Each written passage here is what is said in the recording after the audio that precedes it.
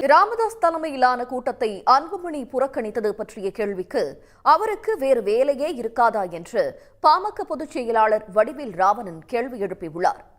முக்கிய நிர்வாகிகளின் புறக்கணிப்பு பற்றியும் மழுப்பலாக பதிலளித்தார். செய்திகளில் தொடர்வது சிறிய இடைவேளை.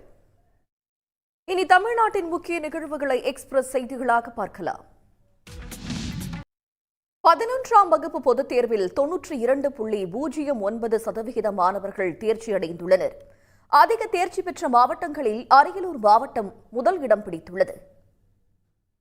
செய்திகளில் தொடர்வது சிறிய இடைவேளை.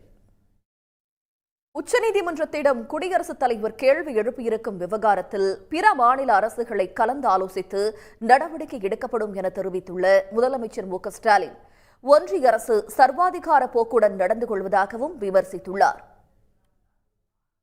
செய்திகளில் தொடர்வது சிறிய இடைவேளை. தலைநகர் டெல்லியில் உள்ள தமிழர்கள் வாழும் பகுதியான ஜல்விஹாரில் ஆண்டாண்டு காலமாக பயன்படுத்தப்பட்டு வந்த நடைபாதையை குடிநீர் வடிகால் அதிகாரிகள் திடீர் என்று மூடியுள்ளனர்.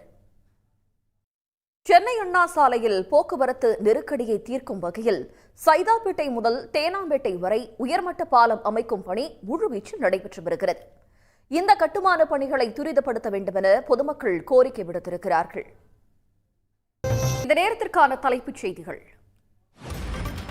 மதுரையில் பெய்த மழையின் காரணமாக செல்லூர் பகுதியில் உள்ள விளம்பர பலகை வீட்டின் மீது சரிந்து விழுந்தது. இதுபற்றி கூடுதல் தகவல்களை தருவதற்காக செய்தியாளர் செல்வகுமார். பாமக மாவட்ட செயலாளர்கள் கூட்டத்தை பெரும்பாலான நிர்வாகிகள் புறக்கணித்துள்ளனர். இந்நிலையில் 50 தொகுதிகளில் படுத்துக்கொண்டே வெற்றி பெறுவது எப்படி என நிர்வாகிகளுக்கு கற்றுக் கொடுத்ததாக பாமக நிறுவனர் ராமதாஸ் தெரிவித்துள்ளார். தொடர்ந்து இணைந்திருங்கள் சன் நியூஸ் தொலைக்காட்சியுடன்.